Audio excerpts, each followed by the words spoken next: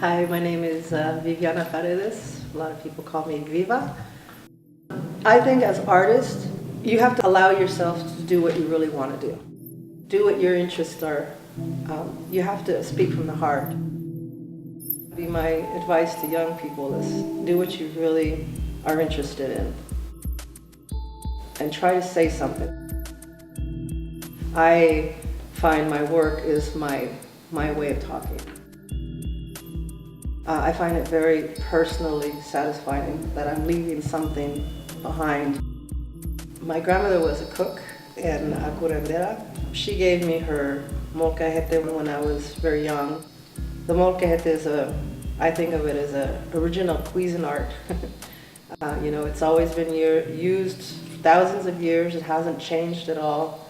And it's used to nurture, to prepare medicine or to prepare spices, alchemy of extraction, which is a series of molcajetes that I did. And I thought, I'm going to take my molcajete and I'm going to bronze it. And for me, it's honoring my grandmother, but also all the women that take care of us, because I'm very interested in ethnobotany, which is the study of culture and plants. It's a very interesting time, given that our environment, global warming, and what we're going through. The culture of Latin America and people who tend to be poor are not the ones who trash the earth. They're the ones who usually use plants, all parts of animal parts. They use, recycle, reuse, repurpose. The maguey to me is a very iconic plant, both the culture, the mythology behind it, but also everything about that plant is usable. And when I was doing this piece, I was trying to wrap my head around what was going on in the desert, people migrating through, across the desert, coming to the north to work, and also all the mujeres from Juarez that were being murdered. And a lot of my work tends to be more about the spiritual side. And so this piece, Alma, I thought about, these women and people who are dying in the desert that no one is witnessing this. And then I thought, no, nature witnesses what happened. And so that's what I decided to use as this plant that witnesses these people dying. And so that it's floating is about this connection, about the spirit leaving the earth but still being kind of hovering there. It took me about a year to figure that piece out, because it's not easy to try to float a piece of glass.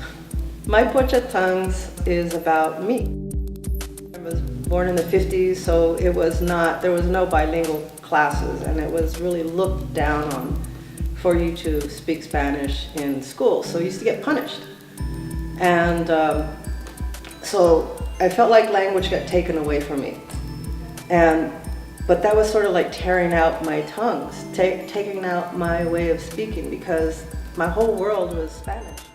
I made these hollow tongues, all these different shapes, and every one of the tongues is filled with medicinal herbs that address the mouth, the breath, the lungs. And it was sort of my way of forgiving, because it wasn't my fault.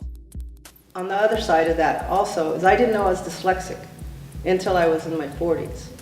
So when I got older and older enough to go, okay, I'm going to get my language back, I'm going to learn to speak better Spanish, I couldn't do it through the textbooks because it made no sense to me, and I didn't know that until afterwards, that people who are dyslexic have a really difficult time learning the way they teach. You learn differently. So, I'd be in class taking Spanish class, and the teachers would always say, you're my best student, but you're lazy and you don't focus, and I do lousy on tests. So when I found out I was dyslexic, it was like this whole world pressure came off of me, and I thought, I've been beating myself up and punishing myself for not being able to learn to speak my language better. And then the thing about forgiveness came in. I realized that this is a universal thing, that, losing language and feeling bad about it and reclaiming it and forgiving ourselves for because we are a mix, you know, here. We speak Spanish, English, and you know, a lot of slang, I guess. So that's what that piece is about, my Pocha Talks.